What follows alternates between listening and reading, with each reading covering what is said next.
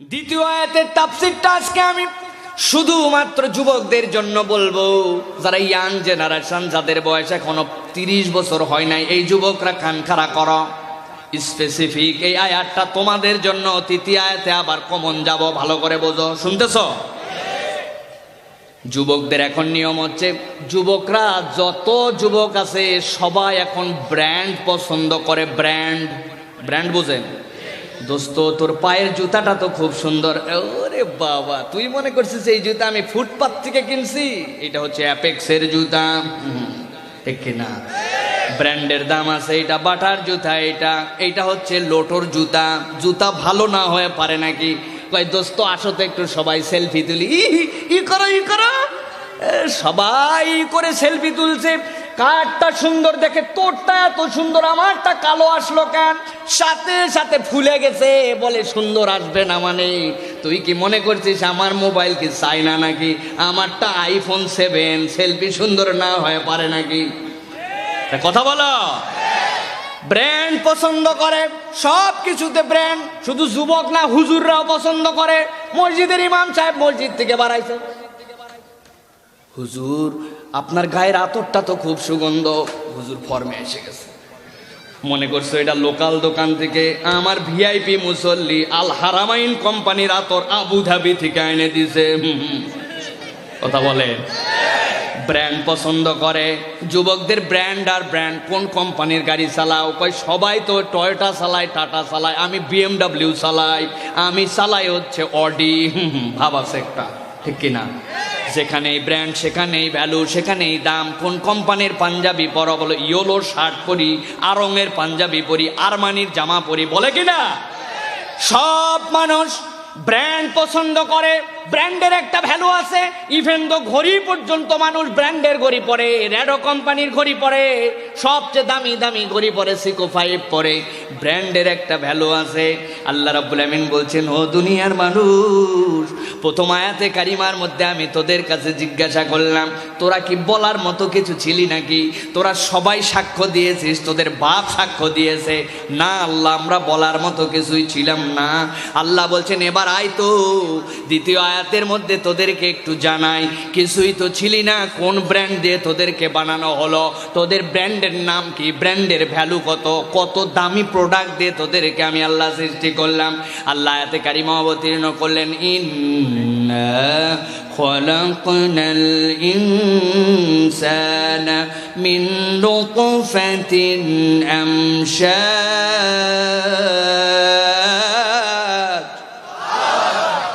আল্লাহ রাব্বুল আমিন বলছেন, ও দুনিয়ার মানুষ, তুই কিছুই ছিলি না, তোকে কি দিয়ে বানালাম তুই একটু বোঝ। ইন্না খলাকনাল ইনসানা মিন নুতফাতিন আমশাজ। আল্লাহ বলছেন, আমি রব্বুল আমিন তোকে এমন একটা ফোঁটা দিয়ে বানালাম। আমি আল্লাহ তোকে এমন একটা ড্রপ থেকে সৃষ্টি করলাম। তোর বাপ মা রাত্রেবেলা শুয়েছিল, শুয়ে থাকা অবস্থাতে দুইজনের মধ্যে ভালোবাসা হয়ে গেছে। গভীর রাত্রে ফজরের সময় চলে আসছে, মুয়াজ্জিন মসজিদ থেকে, মিনারা থেকে আহ্বান করেছে। মুয়াজ্জিন ডাক দিছে, হাইয়া আলাস সালাহ, আসো আসো কল্যাণের দিকে আসো, হাইয়া আলাল ফালাহ আসো। কিন্তু আমি রব্বুল আমিন বলছি, ও পিতামাতা, রাত্রেবেলা মুহাব্বত হওয়ার কারণে তোমার জন্য এখন মসজিদে যাওয়া ফরজ, জামাতে ফজরে হাজিরা দেওয়া ফরজ। কিন্তু আমি আল্লাহ ওই ভালোবাসার কারণে এমন কত ফোঁটা বেরিয়ে গেছে। আমি আল্লাহ তোমার জন্য নতুন একটা বিধান দিয়েছি, মসজিদে যাওয়ার আগে তুমি গোসল না করে যেতে পারবে না, ঠিক কিনা? আল্লাহ বলছেন, যেই পানিটা বের হলে, যেই ফোঁটাটা আসলে, যেই ড্রপটা নির্গত হলে, তোমার অপর ফরজ আহ্বানের আগে তোমাকে আমি রব্বুল আমিন গোসল করাকে ফরজ করে দেই। তুমি কি মনে করছো মহামূল্যবান এইটা? মহাশুদ্ধ মহাপরিশুদ্ধ পানি। তুমি ব্র্যান্ডের ভাব দেখাও, আমি আল্লাহ এরকম একটা ক্ষুদ্রাতি ক্ষুদ্র এইরকম একটা পানি থেকে তোমাকে সৃষ্টি করেছি। সুবহানাল্লাহ। নুতফার ব্যাখ্যা, ড্রপ যদি বলি আমরা, ফোঁটা যদি বলি আমরা, it's a old concept. New কনসেপ্টে আপনাকে ফোঁটা মানে বুঝতে হবে, নুতফা মানে কি, এটা কত বড়। ব্র্যান্ডটা ক্লিয়ার করার জন্য ভালো করে বুঝতে হবে। আমি আমার ভাষায় বিজ্ঞানের উদাহরণটা আপনাদের কাছে বলি। বিজ্ঞান যেভাবে জটিলভাবে বুঝাইছে এইভাবে না, সহজ করে আপনারা বুঝে নেন। একটা পেন নিয়েছেন, একটা কলম নিয়েছেন, নেওয়ার পরে হাতের মধ্যে একটা ফোঁটা দিয়েছেন। ইংরেজিতে এইটাকে বলে ফুল স্টপ। কথা বলেন, বাংলায় কি বলে এটাকে? বিন্দু। একটা বিন্দু বলে না? এই বিন্দুটাকে বিজ্ঞান বলছে মানুষ সৃষ্টির জন্য যে ড্রপটা, ওইটা কত বড়। এটাকে আল্লাহ তো নুতফা বললেন, ওইটা কত বড়। বিজ্ঞান বলছে একটা বিন্দু, একটা ফুল স্টপ, যেইটা হাতের মধ্যে আপনি ফেলেছেন, এইটাকে মাইক্রোস্কোপের নিচে যদি নিয়ে যান, তাহলে আপনি দেখতে পাবেন আপনার হাতের বিন্দুকে 1 কোটি ভাগে যদি ভাগ করেন, এর থেকেও ক্ষুদ্র ক্ষুদ্র একটা আল্লাহ রাব্বুল আমিন শুকরানু দিয়ে আপনাকে সৃষ্টি করেছেন। সুবহানাল্লাহ। শীতের রাত্রেবেলা অতিক্রান্ত হয়ে গেছে, সকালবেলা ঝলমলায় সূর্য উঠেছে। আপনার বাড়িটা টিনের বাড়ি ছিল, টিনের 2-1টা ছিদ্র আছে, যেটা ঢালের উপর মাথায় পানি নিচে পড়ে না, কিন্তু ছিদ্র বন্ধ করতে হয় না। সকালবেলা রোদ ঢুকেছে, ওই ছিদ্র দিয়ে রোদ আসছে, আপনি দেখতে পাচ্ছেন ওই রোদটা উপর থেকে নিচ পর্যন্ত যে এসেছে, পুরো জায়গাটাতে একটা আলো, আর আলোর সাথে ধুলিকণা উঠতেছে। আপনি কি মনে করছেন যে এই ছিদ্র সোজা আসছে, ওইটুকুতেই খালি ধুলিকণা, ঘরের মধ্যে কোনো ধুলাবালি আর নাই? আসলে কি তাই? আছে। ওই ধুলিকণার যে ক্ষুদ্র ক্ষুদ্র, ওইগুলা কি হাত দিয়ে ধরা যাবে? ধরা যাবে না। কিন্তু বিজ্ঞান বলছে আমাদের কাছে ধরার উপায় আছে, আমরা ধরছি একটা ধুলিকণা। ওই ধুলিকণাটাকে যদি 1 লক্ষ ভাগে আপনি ভাগ করতে পারেন, তার থেকেও ক্ষুদ্র ক্ষুদ্র ক্ষুদ্র একটা শুক্র দিয়া আল্লাহ রাব্বুল আলামিন আপনাকে আমাকে তৈরি করেছেন। তারপরেও বান্দা তুমি কিসের ভাবনাও, কিসের দাপট দেখাও? সামান্য একটু ক্ষমতা পাওয়ার পরে কেন তুমি মানুষের প্রতি অন্যায় করো? আমার আল্লাহ জিজ্ঞাসা করছেন, এই জন্য দুনিয়ার মানুষ, আমি রব্বুল আলামিন তোমাকে এইরকম একটা ক্ষুদ্র ফোঁটা দিয়ে তৈরি করলাম। বান্দা, তুমি কি তোমার নিজের পরিচয়টা বুঝতে পারতেছো? কোন ব্র্যান্ড থেকে তুমি আসছো? আল্লাহ রব্বুল আলামিন এবার বলছেন কিভাবে বানালাম, শোনো। আল্লাহ বলছেন আমসাজ। আমসাজ মানে কি? তাফসিরে কাবীরের ভিতরে এসেছে, তাফসির ইবনে আশুরের ভিতরে এসেছে। আপনাদের বাড়ির কাছে তাফসির মসজিদের মধ্যে যে দেখে নেবেন, মারিফুল কোরআনের মধ্যে আসছে আমসাজ কাকে বলা হয়। আল্লাহ রাব্বুল আমিন প্রক্রিয়াটার বর্ণনা দিচ্ছেন। আমসাজ মানে, আমি বাংলা ভাষায় একটা তাফসির করি, বুঝতে পারবেন। আপনাদের এলাকায় ছাদ ঢালাই হয় মাঝে মাঝে। ছাদ ঢালাইয়ের সময় দেখবেন একটা মেশিন নিয়ে আসার পরে লেবাররা 4টা খোয়া মাথার মধ্যে নিবে, 4 টুকরি নিয়ে ওর মধ্যে ফেলবে। এরপরে 4টা বালু দিবে, 1 বস্তা সিমেন্ট দিবে, যতটুকু লাগবে ততটুকু পানি দিবে। স্যালো মেশিন দেওয়া মেশিন, এরপরে মশলাটাকে ব্লেন্ড করে। দেখছেন কি বলে এটাকে? Mixture machine. কি বলে? Mixture machine. আমসাজের বাংলা তাফসীরটা বুঝে নেন। মুফাসসিররা বলছেন একই কথা, আই ইখলাতা ইখতালাতা। আল্লাহ রাব্বুল আমিন সংমিশ্রণ ঘটান। কিভাবে ঘটালেন? মায়ের পেটের মধ্যে আল্লাহ রাব্বুল আমিন পিতার অংশটুকুকে ঢুকালেন, ঢুকানোর পরে মায়ের অংশটুকু পিতার মধ্যে থেকে নিলেন। পিতার মাতার মধ্যে থেকে যে অংশটা আসলো, 2টা শুক্রাণু আর ডিম্বাণু, আল্লাহ মায়ের পেটের মধ্যে এরপরে এইটাকে ফার্টিলাইজ করেন, এইটাকে সংমিশ্রণ করেন। সংমিশ্রণ করার পরে কেবল মানুষ তার অস্তিত্বের দিকে এগিয়ে যায়। সুবহানাল্লাহ। ভারতের বিখ্যাত হাসপাতাল সিএমসি, খ্রিস্টান মেডিকেল হাসপাতাল, নাম শুনছেন? চেন্নাইয়ের অ্যাপোলো। আমি অনেকবার ভারতের পুরা অর্ধেকটা সফর করছি, হাসপাতালেও গেছি দু একবার। যাওয়ার পরে দেখি একটা সেকশন আছে, ওই সেকশনটা হচ্ছে পৃথিবীতে যাদের সন্তান হয় না তারা সেখানে চিকিৎসা নেওয়ার জন্য যায়। কথা কি সবাই বুঝতে পারতেছেন তো ভাই? গভীর মনোযোগ দিয়ে বোঝেন। ওই সেকশনের মধ্যে সারা পৃথিবীর থেকে গত বছর প্রায় 33,000 লোক গেছে অ্যাপোলোতে। তাদের প্রবলেম কি? তাদের প্রবলেম হচ্ছে বিয়ে করেছি 3 ইয়ার্স 4 ইয়ার্স, বাট আমাদের এখন পর্যন্ত কোনো বেবি হয় নাই। কার প্রবলেম আছে? উই আন্ডারস্ট্যান্ড, আমরা জানি, কিন্তু আমরা জানতে চাই, আগ্রহী আমরা, যে ছেলের না মেয়ের প্রবলেমটা কার। ওইখানে তারা রিপোর্ট দিয়েছে, রিপোর্টটা সেকশনে তাদের টাঙানো আছে। প্রায় 22% ছেলেদের তারা পরীক্ষা করে দেখেছে বীর্যের মধ্য থেকে নিয়ে যে এটা সন্তান উৎপাদনের সক্ষম নয়। আর প্রায় 25-26% মেয়ে যাদের যেই শুক্রাণু দিয়ে বাচ্চা হবে ডিম্বাণু ওইটা ফার্টিলাইজ হওয়ার উপযুক্ত নয়। যতই মিলন হোক তারপরেও দুইটা দিকে বাচ্চা হয় না।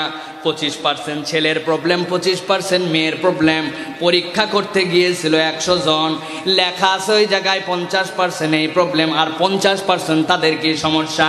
ডাক্তাররা বড় করে লিখে রেখে দিয়েছে এদের ছেলেরও প্রবলেম নাই, মেয়েরও প্রবলেম নাই। তারা বলেছে আমরা এখানে প্রায় 1 লক্ষ টাকা খরচ করে এসেছি, ছেলেরও প্রবলেম নাই, মেয়েরও প্রবলেম নাই। তাহলে আমাদেরকে জানাতে হবে আমাদের বাচ্চা কাচ্চা হয় না কেন। মোটা দাগে লিখে দিছে উই ডোন্ট আন্ডারস্ট্যান্ড, আমরা জানি না, আমাদের বোধের মধ্যে এখনো আসে নাই কেন বাচ্চা হয় না। ওরা বলে নাই উই ডোন্ট নো, কিন্তু তারা বলছে আমাদের বোধের মধ্যে আসে নাই। দুনিয়ার মানুষ, আমার আল্লাহ রাব্বুল আলামিন বলছেন ও দুনিয়ার মানুষ তুমি কি একটু চিন্তা করে দেখেছ স্বামীরও প্রবলেম নাই বলছে, স্ত্রীরও প্রবলেম নাই, তারপরে বাচ্চা হয় না কেন? আল্লাহ রাব্বুল আলামিন দুনিয়ার ডাক্তারদের উত্তর কোনোদিন খুঁজে বের করতে পারবে না। ওরা আল্লাহ রাব্বুল আলামিন রাসূলকে দিয়ে প্রায় ১৫০০ বছর আগে জানাইছেন, হে রাসূল আপনি দুনিয়ার মানুষের কাছে জানায় দেন।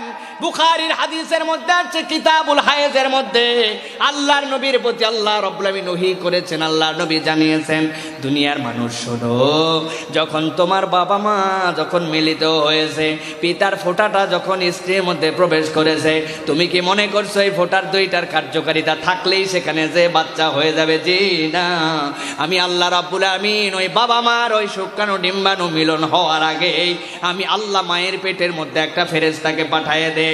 ওই ফেরেশতা মায়ের পেটের মধ্যে ঢুকে পৃথিবীর যত সন্তান সবার জন্য একটা ফেরেশতা মায়ের পেটে যায়।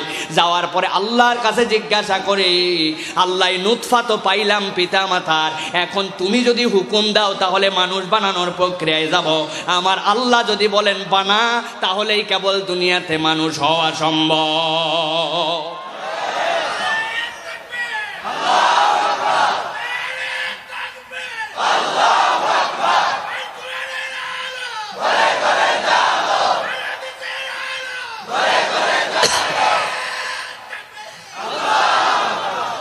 আল্লাহ রাব্বুল আলামিন অন্য আয়াতে কারিমার মধ্যে ব্যাখ্যা করেছেন, আল্লাহ রাব্বুল আলামিন তাবৎ পৃথিবীর মানুষকে বলছেন ও দুনিয়ার মানুষ, নুতফাটা গেল, এই দুইটা ফোঁটার সংমিশ্রণ হলো দুইটা, হওয়ার পরে এইটাকে আল্লাহ রাব্বুল আমিন এইটাকে এরপরে দ্বিতীয় স্টেপে নিয়ে যান, 40 দিন লাগে। 40 দিন পরে এটা সেকেন্ড স্টেপে যায়, আলাকা হবে। আলাকার পরে আল্লাহ রাব্বুল আমিন ধাপে ধাপে এইটাকে গোশত, এরপরে আল্লাহ রাব্বুল আমিন এইটাকে আবার হাড্ডি দিবেন, ফাকাশাউনাল ইজামা লাহমা। আল্লাহ বলছেন এরপরে আবার সেই হাড্ডিটার উপর দিয়ে আমি আল্লাহ গোশতের প্রলেপ দেই। হাদিসের মধ্যে আসছে আল্লাহ নবী বলছেন প্রতি 40 দিন অতিক্রান্ত হওয়ার পরে ফেরেশতা আল্লাহর কাছে জিজ্ঞাসা করে, আয় রব, এখন তোমার বান্দা বানানোর যে কার্যক্রমের এই অবস্থায় আছে আল্লাহ, তুমি কি বলো আমাকে পারমিশন দাও দ্বিতীয় 40, তৃতীয় 40। আল্লাহ রাব্বুল আলামিন যতদিন পর্যন্ত তার জন্য হুকুম রাখেন ওই বান্দা ততদিন পর্যন্ত মায়ের পেটে থেকে থেকে আস্তে আস্তে বড় হয়। সুবহানাল্লাহ। কত মার ঘটনা আমরা জানি, কত বাচ্চার কথা আমরা জানি, যেই মা 5 মাস 4 মাস 6 মাস পরে মিসক্যারেজ হয়ে গেছে, বাচ্চাটা নষ্ট হয়ে গেছে। কেন হলো? পড়েও যায় নাই, কিছু হয় নাই, কেন হইল? কোনো ব্যাখ্যার আগে ইমানদারকে বুঝতে, আমার আল্লাহ যতক্ষণ পর্যন্ত হুকুম দিয়ে রাখছিলেন ততক্ষণ তুমি যেতে পারছো, এরপরে কোনো মানুষের এক মুহূর্ত থাকা সম্ভব নয়, ঠিক কিনা? আল্লাহ বলছেন ইন্না খালাকনাল ইনসানা মিন নুতফাতিন আমশাজ। ও দুনিয়ার মানুষ, কোন ব্র্যান্ড দিয়ে আমি বানালাম তোকে? তুই তো স্বীকার করেছিলি তুই কিছু নয়, কিন্তু কোন ব্র্যান্ডের তুই? কিসের অত তোর ভাব? কিসের এত তোর দাপট? কিসের এত তোর বাহাদুরি? কিসের এত তোর লোকের জন্য মাস্তানি করা? তুই কি জানিস তুই স্বীকার করেছিলি যেরকম কিছু ছিলাম না। আবার আমি আল্লাহ তোকে বললাম কি দিয়ে তোকে বানাইছি সেটাও জানায় দিলাম। কোনো কারণ না, একমাত্র কারণ হচ্ছে মাথাটা যেন আল্লাহর জন্য নিচু থাকে, ঠিক কিনা? আল্লাহ রাব্বুল আমিন যে বললেন লাকাদ খালাকনাল ইনসানা ফি আহসানি তাকওয়িম, মানুষকে বড় তাকওয়িম দিয়ে সৃষ্টি করলেন, বড় যত্ন করে সৃষ্টি করলেন। আল্লাহ রাব্বুল আমিন বিজ্ঞানীরা যেরকম বলতে পারে নাই পিতারটাও ঠিক আছে মায়েরটাও ঠিক আছে, তারপরেও বাচ্চা হয় না কেন? এই কারণ যেরকম তাদের কাছে এখন পর্যন্ত গোপন, আবিষ্কার কোনো সময় যদি বের করার চেষ্টাও করে শেষ পর্যন্ত তারাও বলতে বাধ্য হবে নিশ্চয় এখানে একজন রবের কারিগরি আছে, ঠিক কি না? কত নাস্তিক ছিল, তারাও এক পর্যায়ে বলেছে এই যে ক্যামেরাগুলা দিয়ে ভিডিও হচ্ছে, একজন বাংলাদেশের প্রখ্যাত ব্যক্তিত্ব আপনারা সবাই চেনেন, হুমায়ুন আহমেদ নাম শুনেছেন, বিখ্যাত সাহিত্যিক। উনার কাছে একবার এসে জিজ্ঞাসা করেছিল একজন, স্যার বলেন তো আপনি কি আল্লাহ নামে বা সৃষ্টিকর্তা নামে আছে কেউ বিশ্বাস করেন নাকি? আপনি তো এত ট্যালেন্ট মানুষ, ঢাকা বিশ্ববিদ্যালয়ের আপনি শিক্ষক ছিলেন, আপনার জ্ঞান সারা দুনিয়ার মানুষের কাছে যা বলেন যুবকরা লুফে নেয়। উনি বললেন তুমি আমার মুখ দিয়ে কি বের করার জন্য আসছো, তোমার কথা না আমার কথা? বুঝছেন, প্রশ্ন করার অনেক ধরন আছে, কিন্তু এমন সিস্টেমে মানে ওর পক্ষেই উত্তরটা বের করার জন্য ক্রিটিক্যাল প্রশ্ন দেয় কি না? উনি বলছেন দেখো কোনো একটা লোক চাঁদে গেছে, যাওয়ার পরে এই যে ক্যাননের ক্যামেরা, ম্যাক্সিমাম ক্যামেরা হচ্ছে ক্যাননের একটা ক্যামেরা দেখতে পাইছে চাঁদের মধ্যে, দেখার পরে বলছে বাবা এই ক্যামেরা কোন মডেল, এই ক্যামেরার লেন্সের পাওয়ার কত, এই ক্যামেরা কে বানাইছে রে, খুঁজে দেখে ক্যানন মানে কি জাপান, সাথে সাথে বলছে এটা জাপানের। সে বুঝে ফেলবে এটার রেজুলেশন কত, এটার ফোকাস কত, এটার লেন্সের পাওয়ার কত, এটার দাম কত, এটার মডেল কত। তিনি বলতেছেন দুনিয়ায় যদি চাঁদের বুকেও কেউ একটা ক্যামেরা পায়ে বলতে বাধ্য হয় এটার মেড ইন জাপান, এটার স্রষ্টা জাপান, ক্যানন কোম্পানি এটা তৈরি করছে, তাহলে তুমি কেমন করে বিশ্বাস করো এত বড় দুনিয়াটা কোনো সৃষ্টিকর্তা ছাড়াই হয়ে গেছে, ঠিক না? সুতরাং বান্দা যদি গবেষণা করে তাহলে তার রবের পরিচয় খুঁজতে পারবে, রবকে চিনতে পারবে, কিন্তু বান্দা তো চিন্তা করে না, এই জন্য তার রবকে চিনে না। আল্লাহ রব্বুল আলামিন বান্দাকে বললেন তোমাকে এরকম আমার হুকুম দিয়ে দুনিয়ায় আনলাম। দ্বিতীয় কথা হচ্ছে মায়ের পেটের 7টা স্তরের ভিতরে একটা বাচ্চা থাকে। কয়টা স্তর? সর্বশেষ স্তর যেটা সেটা হচ্ছে একটা জেলি, সেই জেলিটাকে আমরা বাংলা ভাষায় বলি পানি, বলে মায়ের পানি ভেঙে গেছে বলে কিনা, তার মানে বাচ্চা ডেলিভারি হয়ে যাবে এখন। ওই জেলির পর্যন্ত থাকে, জেলির ভিতরে যেইটা রে প্রোটেক্টর, এই যে সূর্যর থেকে যেই কণাগুলো আসে, যেই রেগুলি আসে, এইগুলা পর্যন্ত সেখানে তার যেন কোনো ক্ষতি না করতে পারে সেই রকম করে আল্লাহ পাঠালেন।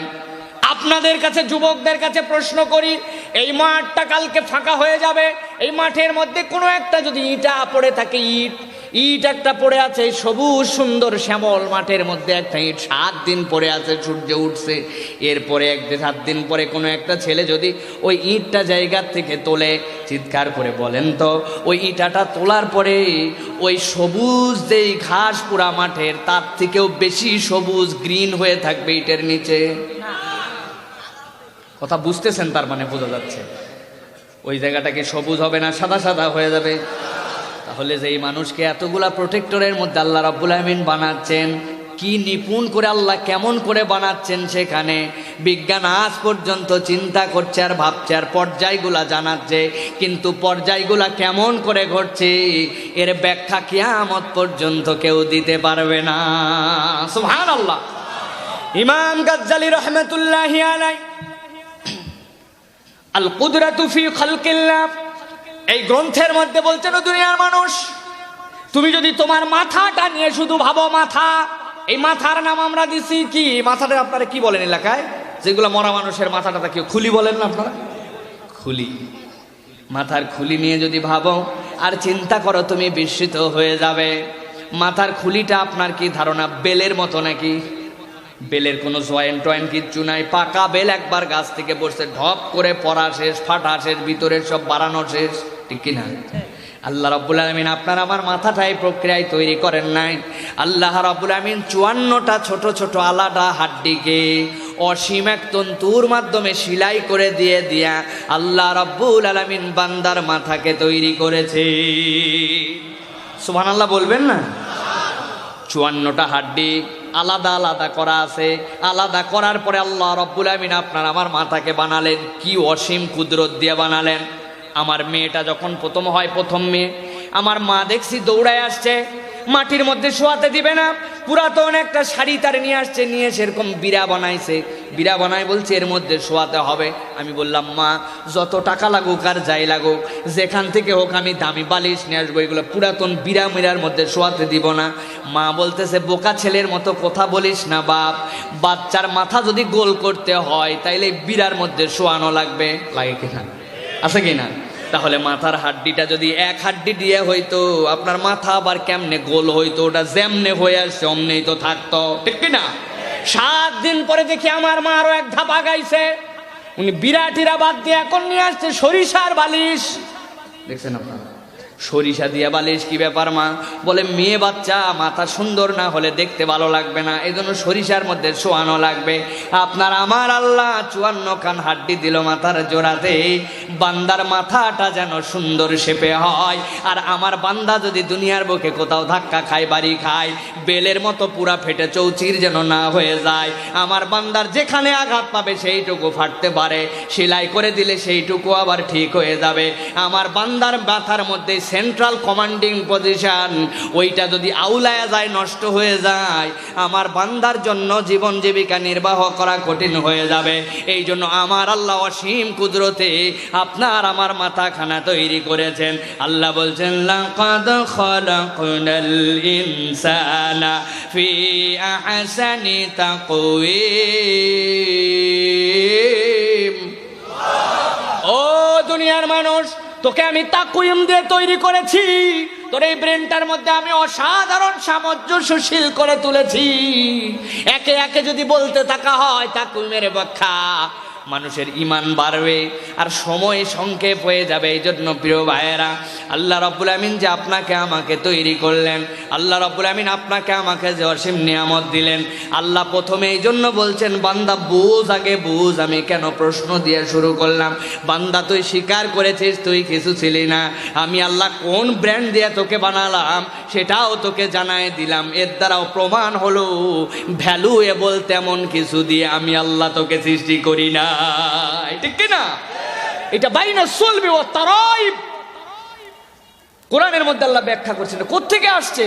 বাপের মেরুদণ্ডের পিছনের হাড্ডি থেকে একটা পানি নিঃসৃত হয়ে আল্লাহ রাব্বুল আমিন এটা পাঠাইছেন, সেখান থেকে আল্লাহ রাব্বুল আমিন তোমাকে বানাইছেন। আল্লাহ বলছেন বান্দা, তারপরে ওই দুনিয়াতে সামান্য একটু অবয়ব, সামান্য একটু ফিগার ফিটনেস, সামান্য একটুখানি মাতব্বরি, সামান্য একটু বাহাদুরি পেয়ে তোমার না কি পাওয়ার আর কি গরম তোমার, ঠিক কিনা? বাপরে বাপ, কি দাপট নিয়ে আমরা চলছি। প্রথম থেকে আবার আসেন, আল্লাহ স্বীকারোক্তি নিলেন যে দুনিয়ার বুকে মানুষ বলো তোমরা কিছুই ছিলে না, স্বীকার করেছি আমরা। আল্লাহ দ্বিতীয় স্টেপে বললেন তোমাকে আমি কি দিয়ে বানাচ্ছি, কেমনে বানালাম, কত যতন করে তোমাকে সৃষ্টি করছি, সেটা কি বুঝতে পেরেছো কিনা? আল্লাহ রাব্বুল আমিন বলছেন হ্যাঁ বান্দা বুঝে ফেলছো, তোমার ব্র্যান্ডটা কি, তোমার কি ভ্যালু।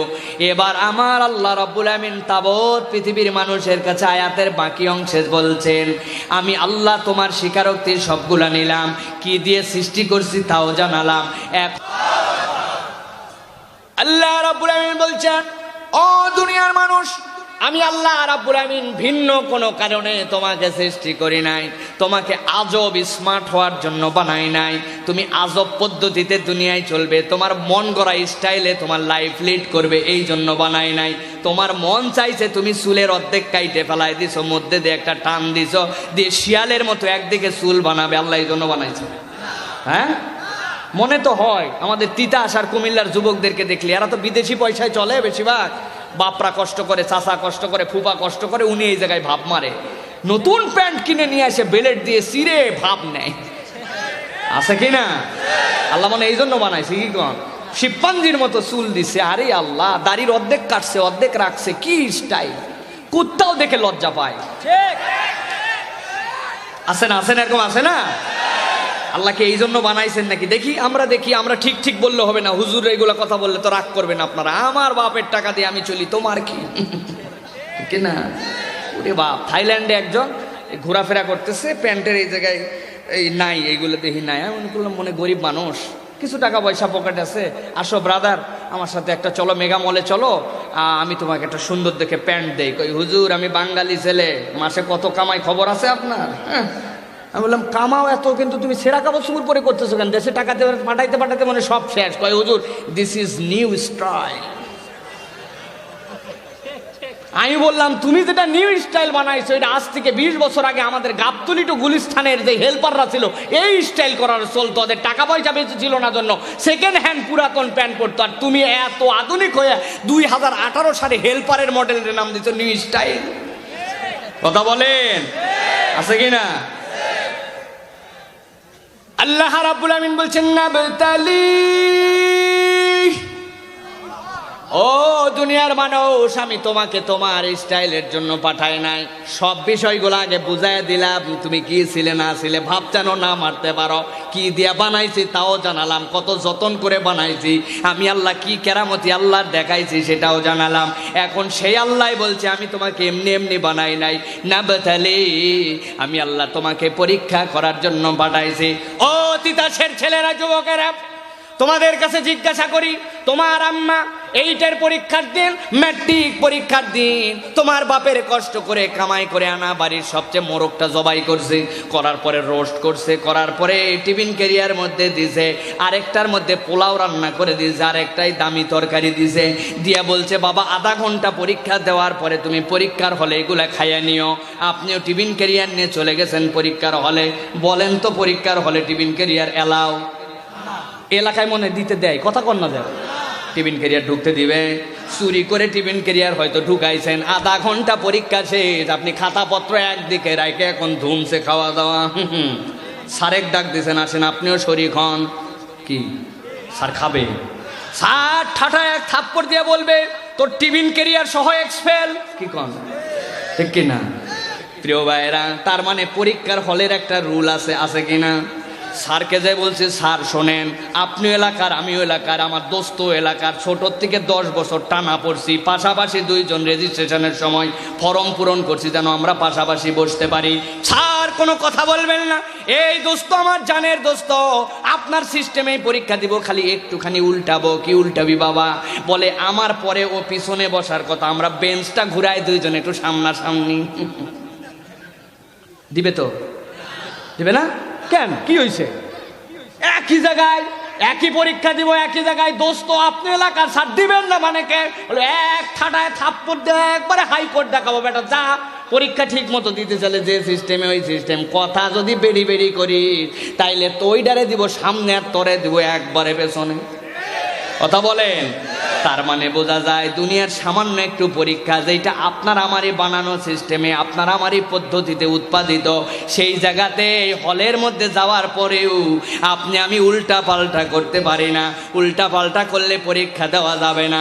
সেখানে আল্লাহ বলছেন আমি তোকে বানালাম, তুই যে কিছু ছিলই না তাওর স্বীকারোক্তি নিলাম, কি দিয়ে বানালাম তাও জানালাম। সেই আল্লাহ বলছেন না বেতালে আমি আল্লাহ তোকে পরীক্ষা করার জন্য বানালাম। আপনার আমার কি ধারণা আল্লাহর বানানো সৃষ্টি কি দুনিয়ার কারো পদ্ধতিতে চলতে পারে? চলতে পারে? যিনি বানাইছেন তার পদ্ধতি ফলো করতে হবে, তার পদ্ধতি অনুসরণ করতে হবে, তার দেখানো তরিকায় চলতে হবে। এইটা কি খালি নামাজের ক্ষেত্রে, রোজার ক্ষেত্রে, যাকাতের ক্ষেত্রে, নাকি সব ক্ষেত্রে? তাইলে আপনারা রাগ করেন কেন? আপনারা নিজেদের উত্তরে নিজেরাই বিবেকেই তো আপনারা প্রশ্নের উত্তর দিয়েছেন। যেই আল্লাহ আমাকে বানাইছেন তার পদ্ধতিতে সব চলবে, তাহলে যেই না বলা হয় যেই আল্লাহ বানাইছেন তার পদ্ধতিতে আসেন আমরা সবাই মিলে দেশ চলাই, তখনই বলে বক্তাকে চিনে ফেলাইছি, এইটা অন্য লাইনের বক্তা। কথা বলেন? ঘৃণা লাগে কেন তখন? তখন ট্রেডমার্ক দেন কেন? তখন উমুক দল তুমুক দলের পক্ষের বক্তা বলেন কেন? ঠিক কিনা? যারা এই কথা বলবে বোঝা যাবে চরিত্র তাদের পরিষ্কার, তাদের চরিত্র পরিষ্কার। ওদের বক্তব্য ছিল মুহাম্মাদুর রাসূলুল্লাহর ব্যাপারে, মুহাম্মদ আসো তোমরাও কিছুদিন আমার ধর্ম পালন করো, আমরাও কিছুদিন তোমারটা পালন করি, মিলে মিশে চলি। আল্লাহর নবী বললেন সম্ভব নয়, এক হাতে যদি সূর্য দাও, আরেক হাতে যদি চন্দ্র দাও, আর আমার আল্লাহর একটা বিধানকে যদি অমান্য করতে বলো, আমি এই কালেমার দাওয়াত দেওয়া বন্ধ করব না।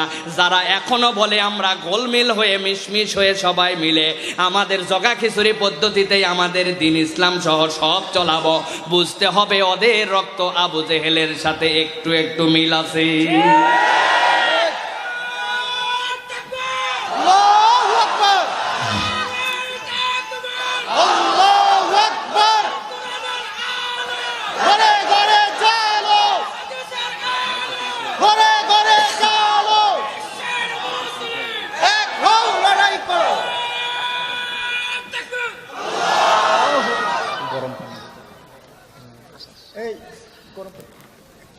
প্রিয় ভাইয়েরা, ভালো করে বুঝে যান। তাহলে আল্লাহ রাব্বুল আমিন আপনাকে আমাকে বলছেন তোমাদেরকে সৃষ্টি করেছি, তার কারণ হচ্ছে নাবতালি, আমি আল্লাহ তোমাদেরকে একটা পরীক্ষা করতে চাই। তাহলে বোঝা যায় এই দুনিয়াটা হচ্ছে আমার আপনার জন্য একটা পরীক্ষাগার, ঠিক কিনা? প্রিয় ভাইয়েরা, কিন্তু আপনার আমার রব আল্লাহ রাব্বুল আমিন এত দয়াময়, একটুখানি দিল খুলে বোঝার চেষ্টা করেন। দুনিয়ার বুকে আপনি 10 বছর পড়েছেন, ক্লাস 1 থেকে ক্লাস 10 পর্যন্ত আপনি পড়েছেন। পড়ার সময় আপনি কত না কষ্ট করেছেন, কত না সাজেশন ফলো করেছেন, কত না কোচিং করেছেন, কত না আপনি চেষ্টা করেছেন, রাত জেগেছেন, নোট কালেকশন করেছেন। করার পরেও যেই না আপনি হলের মধ্যে পরীক্ষা দিতে গিয়েছেন, যাওয়ার পরে দেখেন 80% প্রশ্ন কমন, 20% কমন নাই, হয় কি না? ভাইজান মেহেরবানি করে আপনারা আমার দিকে তাকায় আমার কথাগুলো শুনেন। কথাগুলো একটু লাইন ছাড়া হয়ে গেলে আমরা বুঝবো না। হইচই তাকবীর দেওয়ার দরকার নাই, ভালো করে কথাগুলো বুঝে যান। তাকবীর জড়ো করে রাখেন, এটা সময় মতো কাজে লাগাতে হবে, ঠিক কিনা? সময় আসতেছে আমাদের ইনশাআল্লাহ, বলেন ইনশাআল্লাহ। বেশি দিন নাই, আসলো বলে দেখেন সময়, ইনশাআল্লাহ। 10 বছর পড়লাম, সাজেশন ফলো করলাম, কোচিং করলাম, কত প্রচেষ্টা করলাম, করার পরেও পরীক্ষার হলে যাওয়ার পরে প্রশ্ন কমন হয় না। পরীক্ষায় সব লেখার পরেও ঠিক মতো উত্তরের আশা অনুযায়ী রেজাল্ট হয় না। সবাই A+ পায় না, সবাই পাসও করে না, ঠিক কিনা? কিন্তু আমার আল্লাহ রাব্বুল আমিন বলছেন, ও দুনিয়ার মানুষ রে, আমি আল্লাহ তোকে বললাম তোকে আমি পরীক্ষা করার জন্য সৃষ্টি করেছি। তার মানে তুই এইটা বুঝিস না যে আমি আল্লাহ তোকে পরীক্ষা করার জন্য পাঠাইছি, মানে তোকে ফেল করাতে চাই আমি আল্লাহ। আমি আল্লাহ রাব্বুল আমিন আমার একটা বান্দা যেন ফেল না করে, আমার একটা বান্দা যেন অকৃতকার্য না হয়। আমি আল্লাহ রাব্বুল আমিন আমার বিধানগুলোকে যেন সঠিকভাবে তারা বাস্তবায়ন করতে পারে। এই জন্য আমি রব্বুল আলামিন তাদেরকে সবচেয়ে দামি সাজেশন আর সবচেয়ে দামি ব্যবস্থাপনা দান করে দিয়েছি, যাতে আমার বান্দা পাশের উপযুক্ত হয়ে আসতে পারে।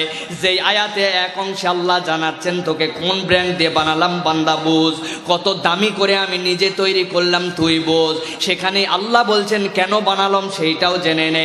সেই আয়াতের শেষ অংশে আল্লাহ আদর করে জানাচ্ছেন আমার বান্দা যেন পাস করতে পারে তার ব্যবস্থাপত্র আমি আল্লাহ দিয়ে দিলাম। আমার আল্লাহ বলছেন ফাজআলনাহু সামিআম বাসীরা।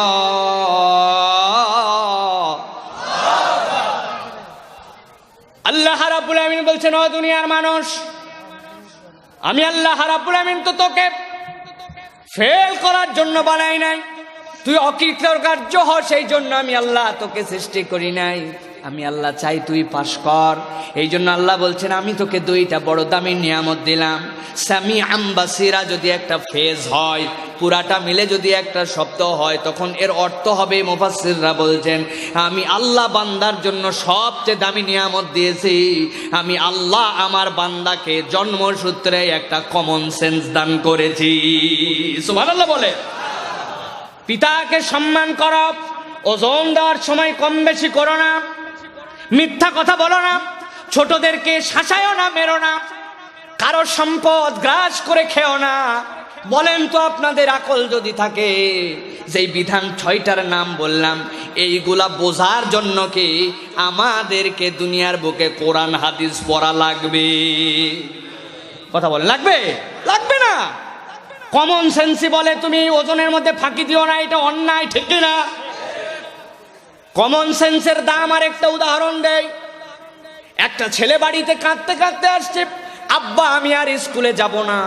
বাপ বলতেছে, কেন রে বাপ, তুই স্কুলে কেন যাবি না? বলে, আব্বা স্কুলে আমাকে স্যার এত মারে, এত মারে, আমি তো সহ্য করতে পারি না। বাপ বলে, মারবি তো? পড়া পারবি না তো মারবে না মানে কি? বলে, আব্বা পিঠটা আমার দেখেন আজকে মেরে কি করছে। বাপ পিঠে যখন তাকাইছে, তাকায় দেখে পিঠের চামড়া উঠে গেছে। বাপ বলছে, কেন মারছে রে বাপ? বলে, আব্বা আমার কোনো কিছু মনে থাকে না, বাংলা পারি না, ইংরেজি পারি না, যা পড়তে বলে স্যার আমার মাথায় ধরে না, হাজার চেষ্টা করি তারপরেও মনে থাকে না, কি করব আব্বা, মায়েরে আমাকে কি করছে। বাপ মনের দুঃখে ছেলের প্রতি ক্ষোভ, আবার মায়ের উপরেও ক্ষোভ, বলছে আর তোর স্কুলে যাওয়া লাগবে না, চল কুমিল্লা চল। সাথে করে কুমিল্লা নিয়ে গেছে, যাই গ্রোসারি স্টোরের মধ্যে দিছে, মুদিখানার দোকান দিছে, বড় মুদিখানার দোকান আছে, দেখছেন আপনারা, ওয়ান স্টপ শপ, সব পাওয়া যায় ওর মধ্যে, দেখছেন আপনারা। কমসে কম ওর মধ্যে 1-1.5 হাজার আইটেম আছে, আইটেমের কোনো অভাব নাই। ছেলেকে আর পড়ায় নাই স্কুলে, বাংলা পারে না, গণিতে ফেল, বাংলায় ফেল, ইংরেজিতে ফেল, ওরে নিয়ে যায় গ্রোসারি স্টোরে কাজে লাগাইছে। কথা কি বুঝতে পারছেন তো? গভীর মনোযোগ দিয়ে বুঝেন। দোকানে লাগায় দিছে, বলছে আমার ছেলেকে পড়ানো লাগবে না, আপনারা একটুখানি কর্মচারী হিসেবে রেখে দেন, আস্তে আস্তে বড় করেন। 7 দিন লাগে নাই, ওই দোকানের মধ্যে ছেলেটা কাজ করতে শুরু করছে। এরপরে কাস্টমার যে খালি বলতে দেরি এই জিনিসটা কোথায় আছে, দৌড়ায় চলে যায়, জিনিসের দাম কত বলে দেয়। 1-2টা না, 500-700 আইটেমের দাম বলতে ওই ইংরেজি অঙ্কতে ফেল করা ছেলেরও তেমন সমস্যা হয় না, আছে না? বুঝতে পারতেছেন কথা? আল্লাহ বলছেন, ফাজআলনাহু সামিআম বাসীরা। ও দুনিয়ার মানুষ, আমি আল্লাহ তোমাকে ফেল করার জন্য দুনিয়ায় পাঠাই নাই। আমি আল্লাহ চাই তুমি বান্দা পাস করো, আর ওই পাস করার জন্য সবচেয়ে বড় দামি যে নিয়ামত দিয়েছি সেইটা হচ্ছে সামিআন বাসীরা। তোর জন্য আমি রব্বুল আলামিন একটা কমন সেন্স দিলাম। বান্দা আল্লাহর বিধিবিধানের 80% কমন সেন্স দিয়ে আয়ত্ত করে ফেলে, ঠিক কি না? দ্বিতীয় ব্যাখ্যা হচ্ছে, আল্লাহ রাব্বুল আমিন একটা মানুষের শরীরে কত অঙ্গ দিয়েছেন, কত প্রত্যঙ্গ দিয়েছেন। আপনাদের কাছে যদি জিজ্ঞাসা করি, বলেন তো ভাই, মানুষের শরীরে কয়টা অঙ্গ আছে? কয়টা? হ্যাঁ, 360টা অঙ্গ না 360 জোড়া হাড্ডি? একটা অঙ্গের নাম না বললেন। কতগুলো অঙ্গ আছে দেখেন। আমরা বিমুখ হয়ে গেছি, হিসাব আছে কিন্তু আমরা জানি না, ঠিক কিনা? আসেন তো এবার একটু গুনতে শুরু করি, আমাদের শরীরে কতগুলো অঙ্গ আছে। হাত, পা, চোখ, কান, নাক, মাথা আছে সবার। যাদের নাই তারা কথা বলেন না, যাদের আছে তারা কথা বলেন। আছে সবার। কলিজা, ফ্যাপসা, গুর্দা আছে সবার। কিডনি, চোখ, নখ, জিহ্বা, ঠোঁট। আল্লাহ রাব্বুল আলামিন এত এত অঙ্গ থাকার পরেও কেন দুনিয়ার মানুষকে বললেন ফাজআলনাহু সামিআম বাসীরা? আমি আল্লাহ রাব্বুল আলামিন তোমাকে চোখ দিলাম বান্দা, আর তোমাকে কান দিলাম। প্রশ্ন আসে কিনা, যে আল্লাহ এত অঙ্গ তৈরি করলেন, সেই আল্লাহ রাব্বুল আলামিন এত অঙ্গ বাদ দিয়ে কেন বান্দাকে বললেন চোখ দিলাম তোকে আর কান দিলাম কেন? মন কি একবার জানতে চায় আমার আল্লাহ কেন এই দুটা অঙ্গের কথা বলেছে? জানতে চায়? আমি আমার ভাষায় বলি, প্রথমটা বলবো যুবকদের জন্য, পরের তাফসীর হবে মুরব্বীদের জন্য। শুনবেন? কম্পিউটার, কম্পিউটারের মৌলিক পার্ট 3টা। একটা ছবি তুলছে আমি, তোলার পরে এই ছবিটা কম্পিউটারের মধ্যে ঢুকাবো, একটা ডাটা কেবল লাগবে। কম্পিউটারে যে ঢুকাচ্ছি এইটাকে বলা হচ্ছে ইনপুট। ইনপুটের একটা অপশান আছে, ছবিটা ঢুকায় নিলাম, ঢুকানোর পরে ফটোশপের মধ্যে নিয়ে গেলাম, প্রসেস হচ্ছে এইটা হচ্ছে প্রোগ্রামিং অংশ। এরপরে ওই ছবির মধ্যে চোখের নিচের কালো দাগ মুছেছি, কপালের উপরে তিল মুছে দিছি, ছোটবেলায় এখানে একটা দাগ পড়ছিল কেটে গেছিলো, ওইগুলো মুছে দিয়া সুন্দর করে ওইটা আউটপুট দিয়ে বের করেছি প্রিন্টার দিয়া। কম্পিউটারের মৌলিক অংশ 3টা থাকে, যুবকেরা বলো ঠিক কিনা? 3টা অংশের মাধ্যমে কাজ করে। ও দুনিয়ার যুবক শোনো, আল্লাহ রাব্বুল আমিন তোমাকে আমাকে এত দামি করে বানালেন, তোমাকে আমাকে এত সুন্দর করে বানালেন। ওই সৌন্দর্যের সব সেন্ট্রাল পয়েন্ট সেইটা হচ্ছে ব্রেন, যেটা প্রোগ্রামিং এর অংশ। প্রোগ্রাম সেখান থেকে রেডি হয়। তোমার আমার চোখ আর কান যদি না থাকতো, মানুষের এই বিবেক কোনো কাজেই লাগতো না। বিশ্বাস হয়নি? বিশ্বাস যদি না হয় 2টা আঙ্গুল কানের মধ্যে ঢুকান আর 2টা চোখ বন্ধ করেন, ঠাসা দিয়া দেখেন দুনিয়া কবর কবর লাগবে। বুঝতে পারছেন আমার কথা? সুতরাং আল্লাহ রাব্বুল আলামিন এত কিছু থাকার পরেও এই অঙ্গের নাম এই জন্য বলেছেন, আল্লাহ রাব্বুল আমিন এই চোখকে আর কানকে আপনার আমার জন্য ইনপুট ডিভাইস বানাইছেন, আপনার আমার ব্রেনটা যেন কাজ করতে পারে। ও মুরব্বীরা, কম্পিউটার বোঝা লাগবে না। এবার বুঝেন তো আল্লাহ রাব্বুল আমিন কেন এই অঙ্গের নাম বললেন, কেন আল্লাহ রাব্বুল আলামিন চোখ আর কানের কথা বললেন। মুরব্বীরা বুঝেন তাফসীরটা। হাতটা এরকম করা আমার, হঠাৎ করে এখানে একটা মশা বসেছে। কেউ একজন বলছে, সাইফুল্লাহ তোমার বাম হাতে মশা বসছে, অথবা আমার চোখ দিয়ে আমি মশাটা দেখতে পাইছি। বিজ্ঞান বলছে আচ্ছা, ডান হাত এখন মশা মারার জন্য প্রস্তুতি নিবে, কিন্তু প্রক্রিয়াটা কিভাবে হয়? কান দিয়ে শুনেছেন মশা বসেছে, অথবা চোখ দিয়ে দেখেছেন। এরপরে বিজ্ঞান বলছে আপনার যে মেরুদণ্ডের হাড্ডিটা আছে, এই হাড্ডিটাও কিন্তু গোটা না, 34টা আলাদা আলাদা পার্টে থাকে। এইটাকে বলে কশেরুকা। ঠিক বলতেছি তো ভাই? কশেরুকার ভিতর দিয়ে একটা স্পাইনাল কর্ড গেছে, এই কর্ড দিয়ে আপনার ব্রেনের মধ্যে একটা সিগন্যাল গেছে। আপনার চোখ যেই না দেখেছে, দেখার সাথে সাথে ওই সিগন্যাল ব্রেনের মধ্যে পাঠাইছে। এরপরে ব্রেন একটা প্রোগ্রাম রেডি করছে, করার পরে ডান হাতে সিগন্যাল পাঠাইছে, বাম হাতে মশা বসছে। এই পর্যন্ত ঝটপট করে যেও না, আস্তে আস্তে যাও। যাওয়ার পরে যেই না মশার কাছাকাছি হবে, এখানে যাওয়ার পরে চট করে টার্গেট ঠিক করে মেরে ফেলো। বিজ্ঞান বলছে দুনিয়ার মানুষ, তুমি যে চোখ দিয়ে বা কান দিয়ে মশাটা দেখেছ, দেখার পরে তোমার স্পাইনাল কর্ডে সিগন্যাল ব্রেনে গেছে, ব্রেনে প্রোগ্রাম রেডি করছে, ডান হাতকে নির্দেশ দিছে ওইটাকে মারতে হবে। এইটা দুনিয়ার সেকেন্ড, যেইটা ওই 1 সেকেন্ডের 1 লক্ষ ভাগের 1 ভাগ সময়ের মধ্যে আমার আল্লাহ প্রক্রিয়া রেডি করে তোমার হাতের মধ্যে সিগন্যাল পাঠাইয়া দেন। আল্লাহ রাব্বুল আমিন বলছেন, বান্দা তুমি যেন ফেল করো না, এই জন্য আমি রব্বুল আলামিন তোমার জন্যই নিয়ামত দিলাম। ফাজআলনাহু সামিআম বাসীরা, আমি আল্লাহ রব্বুল আমিন তোমার জন্য সামিঈ দিলাম, তোমার জন্য বাসীর দিলাম। বান্দা তারপরেও তুই বলতো, যেই বান্দা তুই স্বীকার করেছিলি আমার কাছে কিছুই ছিলাম না, কি দিয়ে বানালাম সেইটাও তোকে বোঝালাম, কেন বানালাম তাও বললাম, বানানোর প্রক্রিয়ায় কেন বানালাম সেইটাই উতরাতে পারি, তার জন্য সহযোগিতা করলাম। তারপরেও কি তুই তোর রবের কথা শুনবি না? দ্বিতীয় আয়াত শেষ আজকের মতো। আসেন এবার 3 নম্বর আয়াতে কারিমার মধ্যে আমরা প্রবেশ করি। আমার আল্লাহ 3য় আয়াতের মধ্যে কি বলছেন? এবার আল্লাহ রাব্বুল আমিন বলছেন, ও দুনিয়ার মানুষ শোনো শোনো, ইন্না হাদাইনাহুস সাবিলা ইম্মা শাকিরাও ওয়া ইম্মা কাফুরা। আল্লাহু আকবার। আল্লাহ রাব্বুল আমিন বলছেন, দুনিয়ার মানুষ, এবার আমি রাব্বুল আমিনের পক্ষ থেকে তোমরা কিছু কড়া মেসেজ নিয়ে যাও। আল্লাহ রাব্বুল আমিন তাবৎ পৃথিবীর মানুষের জন্য বলছেন, আমি আল্লাহ রাব্বুল আমিন সব প্রক্রিয়া দিলাম, কিন্তু যত নিয়ামতি তোকে দান করি না কেন, বান্দারে তোর জন্য সবচেয়ে দামি নিয়ামত আমি আল্লাহর পক্ষ থেকে ইন্না হাদাইনাহুস সাবিল, আমি রব্বুল আলামিন তোকে একটা গাইডলাইন, তোকে একটা হেদায়েতের রাস্তাও বলে দিয়েছি। সুবহানাল্লাহ।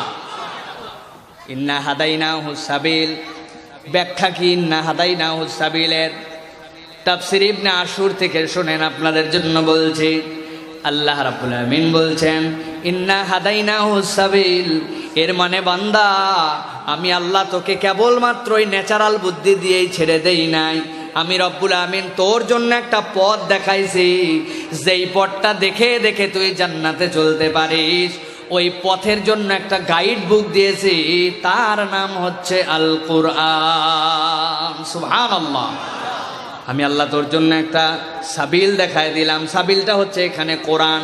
সাবিলের আরেকটা ব্যাখ্যা হচ্ছে আল্লাহ রাব্বুল আমিন কেবলমাত্র আপনাকে এর মধ্যে গাইডলাইন আর সূত্র দিয়ে শেষ করে দেন নাই, আল্লাহ রাব্বুল আমিন এই গাইড বুক অনুযায়ী তুমি যেন জীবন চালাতে পারো, তার জন্য আল্লাহ রাব্বুল আলামিন প্রত্যেকটা কওমের কাছে একজন গাইডের পাঠক, একজন গাইড প্রদর্শক, একজন রসূলকে আল্লাহ রাব্বুল আমিন দান করেছেন। সুবহানাল্লাহি ওয়া বিহামদিহি। পৃথিবীতে এমন কোন গোত্র, এমন কোন কওম আসে নাই যে কওমের কাছে আল্লাহ রাব্বুল আমিন কোন রসূল পাঠান নাই। রসূলরা এসে এরকম নয় যে কেবলমাত্র মুখ দিয়ে বলে চলে গেছেন, বরং রসূলরা আসছেন ইয়াতলু আলাইহিম আয়াতিহি ওয়া ইউযাক্কিহিম ওয়া ইউআল্লিমুহুমুল কিতাবা ওয়াল হিকমা। এই চারটা প্রক্রিয়ায় পুরা গাইড বুকটা তাদেরকে বুঝাইয়া দিয়া তারপরে আল্লাহ রসূলরা এই দুনিয়া থেকে গেছেন। সুবহানাল্লাহ বলে। আল্লাহ রাব্বুল আলামিন আপনাকে আমাকে বলছে, ও দুনিয়ার মানুষ, যাদেরকে আমি রব্বুল আমিন হাদাইনাহুস সাবিল দিলাম, এই রাস্তাটা দেখায় দিলাম, এই রাস্তার বার্তাটা জানায় দিলাম, সব তোমার সামনে উদ্ভাসিত হওয়ার পরেও আমি আল্লাহ তোমার জন্য একটা অবারিত স্বাধীনতাও দিয়ে রেখেছি। ইম্মা শাকিরাও ওয়া ইম্মা কাফুরা, চাইলে তুমি আল্লাহ রাব্বুল আমিনের শুকরগুজার বান্দা হইতে পারো, চাইলে তুমি কুফরিও করতে পারো, এইটা তোমার সামনে পরিষ্কার। আমার কথা কিন্তু শেষের দিকে, এই কথা কয়টা যদি না শুনে যান আর না বুঝে যান, আলোচনার কনক্লুশন হবে না। এই জন্য আমি বলবো মনোযোগ দেন, এদিক ওদিক তাকায়েন না আপনারা, সময় মতো সব কিছুই হবে ইনশাআল্লাহ। সুতরাং আপনারা গভীরভাবে এই কয়টা কথা আর বলবো ইম্মা শাকিরাম ওয়া ইম্মা কাফুরাম, তুমি চাইলে শুকরগুজার হতে পারো। শাকির বান্দা কাকে বলে এইটা আমাদেরকে প্রথমে পরিষ্কার হয়ে নিতে হবে। শাকির কে, শুকরগুজার কে? একটা মোটরসাইকেল সামনে দিয়ে চলে গেল, আপনি সাথে সাথে বললেন বাহ দারুণ তো, মোটরসাইকেলটা খুব দারুণ তো, ফাইন লাগতেছে দেখতে। আপনি কি করলেন? আপনি মোটরসাইকেলটার প্রশংসা করলেন, কিন্তু মোটরসাইকেলটার প্রতি আপনি কৃতজ্ঞ কিন্তু হন নাই। হয়েছেন নাকি কৃতজ্ঞ? তার মানে শুকরিয়া আর হামদের মধ্যে একটা বেসিক পার্থক্য আছে। আপনি মোটরসাইকেলের প্রশংসা করছেন, কিন্তু মোটরসাইকেলের আপনি কৃতজ্ঞ নন। কিন্তু আপনার বাপ আপনাকে বলল, বাবা তুই ভালো রেজাল্ট করছিস, যা তোরে ইয়ামাহা এফজেডএস দিয়ে দিলাম। আপনি কি বলবেন? থ্যাংক ইউ আব্বু। কালি খুশি নয়, মোটরসাইকেলও যেরকম পছন্দ, কৃতজ্ঞতাও আপনি সেরকম। কথা কি বুঝছেন? আল্লাহ রাব্বুল আমিন বলছে, আমি বান্দা তোর কাছে হামদ সব জায়গায় চাই না। আমি আল্লাহ বললাম, আমি রব্বুল আমিন তোকে যে প্রক্রিয়াটা জানালাম, যে প্রক্রিয়ায় তোকে সৃষ্টি করলাম, যতদূর পর্যন্ত আমি রব্বুল আমিন তোর জন্য গাইডলাইন দিলাম, বান্দা তুই যদি একবার আল্লাহর কাছে কেবলমাত্র থ্যাংক ইউ বলিস, আল্লাহর প্রতি তুই যদি একবার যদি শুকরগুজারও হস, আমি রব্বুল আলামিন তোকে পছন্দ করে নিব। সুবহানাল্লাহ। কারণ কি? কারণটা হচ্ছে বান্দার সামনে সব সত্য উদ্ভাসিত, সব বিষয়গুলা বান্দার সামনে পরিষ্কার। সব সত্যগুলা জানার পরেও বান্দা যদি একবার গ্রহণ করার মেন্টালিটিতে আগায় যায়, আল্লাহ রব্বুল আলামিন সাথে সাথে বান্দার বাকি কাজগুলা সহজ করে দেন। সুবহানাল্লাহ। আচ্ছা, আমাদের আজকের মাহফিলের সম্মানিত সুযোগ্য সভাপতি অধ্যাপক মোহাম্মদ মোয়াজ্জেম হোসেন সরকার, সহসভাপতি জিয়ারকান্দি হাফিজউদ্দিন ইসলামিয়া সিনিয়র ফাজিল ডিগ্রি মাদ্রাসা, আমাদের মোহতারাম আমাদের মাঝে এসে উপবিষ্ট হয়েছেন। আল্লাহ রাব্বুল আলামিন তাকে হায়াত তাইয়্যিবা দান করুক, সকলে বলে আল্লাহুম্মা আমিন। মাহফিলের কমিটির পক্ষ থেকে আমরা অত্যন্ত কৃতজ্ঞতা জানাচ্ছি আমাদের সম্মানিত স্যারকে। আল্লাহ রাব্বুল আলামিন তার দীর্ঘ হায়াত এবং সুস্থতার সাথে জীবনযাপন, সমাজসেবামূলক কাজ করার তৌফিক দান করুক, সকলে বলে আল্লাহুম্মা আমিন। তাহলে দুইটা লেভেল, একটা হচ্ছে শাকের আর একটা হচ্ছে কাফুর। পথ একদম পরিষ্কার। চাইলে তুমি শুকরগুজার হতে পারো, চাইলে তুমি কুফরি করতে পারো, কিন্তু আল্লাহর কাছে বলতে পারবা না যে আল্লাহ আমি বুঝি নাই। বলার সুযোগ আছে? বলার কোনো সুযোগ নাই যে আল্লাহ আমি না বুঝে এই কাম করে হলাইছি, এরকম করে বলার কোনো সুযোগ নাই। আবু জেহেলও বলতে পারবে না।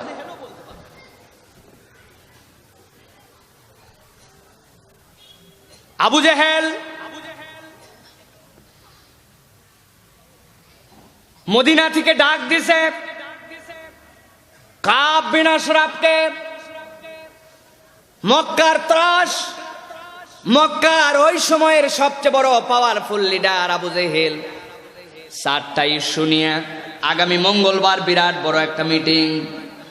1 নম্বর মিটিং হচ্ছে মুহাম্মাদের সাঙ্গপাঙ্গ যারা আছে এদেরকে কেমনে সাইজ করা যায়, যারা নতুন করে আবার ঈমান আনতেছে এদেরকে কেমনে ফিরানো যায়, মুহাম্মদকে প্রয়োজনে কেমনে দুনিয়ার থেকে বিদায় করে দেওয়া যায়, মদিনায় যারা গেছে আর নাজ্জাশীর কাছে গেছে এদেরকে কেমনে ফিরায় আনা যায়। 4টা গুরুত্বপূর্ণ ইস্যুতে মঙ্গলবার মিটিং। মদিনার থেকে ডাক দিছে কাব বিন আশরাফকে, ইহুদিদের 1 নম্বর লিডার, 1 নম্বর পণ্ডিত ডাক দিয়ে পাঠাইছে জরুরি ভিত্তিতে, দোস্ত তুমি চলে আসো। সংক্ষেপ করে বলছে কাবার চত্বরে মিটিং। কাফুরটা বুঝে যান, কাফুর কাকে বলে। কাবার চত্বরে মিটিং, পূর্ব দিকে কাবার দরজা, পূর্ব দিকে মাকাম ইব্রাহিম, এইখানে বিরাট মিটিং ডাকছে। কাব বিন আশরাফ আর আবু জেহেল 2 জন মিলে মিটিং দিছে। সারা দিন তুমুল মিটিং, তুমুল মিটিং। মিটিং এর পরে সিদ্ধান্ত হয়েছে তাদের মধ্যে যারে কিসের এই মুহাম্মাদের সাঙ্গপাঙ্গকেই সরাইতে হবে, কিসের এই মুহাম্মাদের সাঙ্গপাঙ্গ যারা নতুন করে ঈমান আনতেছে এদেরকে সরাতে হবে, এদেরকে ফিরাতে হবে। গোড়া যদি একবারে কেটে দেওয়া যায় তাহলে তো সব ঝামেলাই শুকে গেল। গোড়া কি? আবু জেহেল বলছে এই মুহাম্মদকে এতদিন পর্যন্ত কেউ বলার সাহস করে নাই, এই মুহাম্মদকে দুনিয়া থেকে বিদায় করে দিতে হবে। নাউজুবিল্লাহ বলবেন না? প্রিয় ভাইয়েরা, সারাদিন পরিকল্পনা যখন শেষ হয়ে গেছে, পরিকল্পনা শেষের পরে যখন আবু জেহেল আর কাব বিন আশরাফ মিলে 2 দোস্ত মিলে যখন সন্ধ্যার সময় 2 জন একত্রিত হয়েছে, সবার সাথে যখন মিটিং সিটিং শেষ, আবু জেহেল কাব বিন আশরাফ সারাদিন মিটিং করছে। এজেন্ডা কয়টা ভুলে গেছেন? কয়টা? সারাদিন মিটিং শেষ, সিদ্ধান্ত ফাইনাল, আল্লাহ নবীকে হত্যা করলেই সব ঝামেলা চুকে যাবে। সব সিদ্ধান্ত শেষ হওয়ার পরে কাব বিন আশরাফ আর আবু জেহেল কাবার চত্বরের পূর্ব দিক থেকে 2 জন একটু হাঁটতে হাঁটতে সামনে গেছে। 2 বন্ধু মিলে পার্সোনাল কিছু কথাবার্তা বলছে।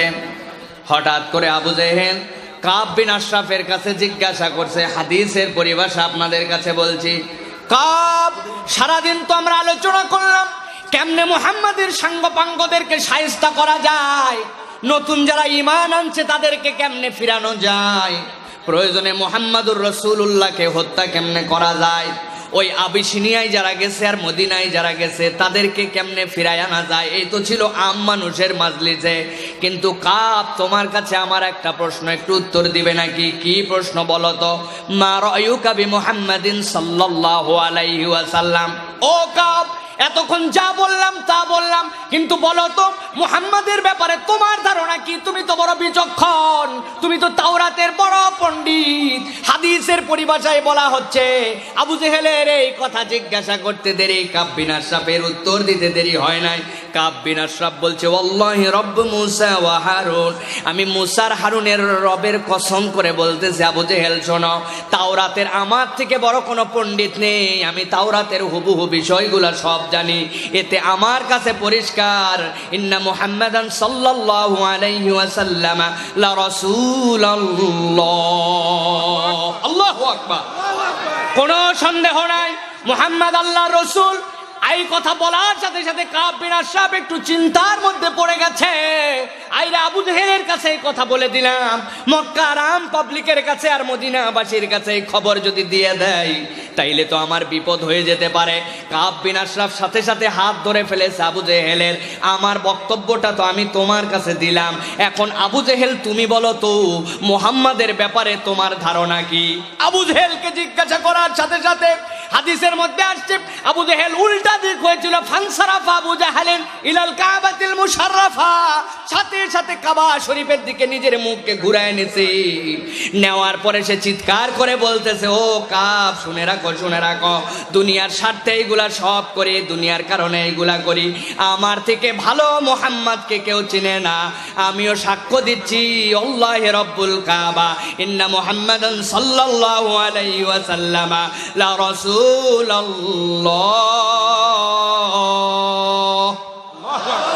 অবশ্যই মুহাম্মদ আল্লাহর রাসূল, এতে কোনো সন্দেহ নাই। আল্লাহ রাব্বুল আমিন বলছেন ইম্মা শাকিরান ওয়া ইম্মা কাফুরা। ও দুনিয়ার মানুষ, আমি রব্বুল আলামিন তোমাকে পথ দেখায় দিয়েছি, তোমার সামনে সব পরিষ্কার।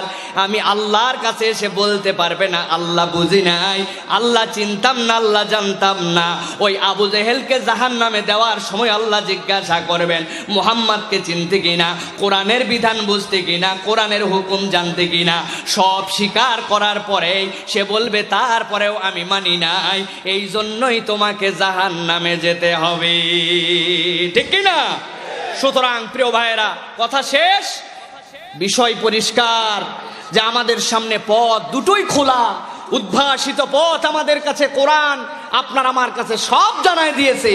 এত জানার পরেও, এত বুঝার পরেও যারা ইসলাম মানবে না, ইসলামের পক্ষে চলবে না, ইসলামের পক্ষে কথা বলবে না, ইসলামের পক্ষে যারা কথা বলবে তাদের বিরোধিতা করবে, পরিণতি আর কিছু হবে না, আবু জেহেলের সাথে খালি জাহান্নামে যেয়ে থাকতে হবে।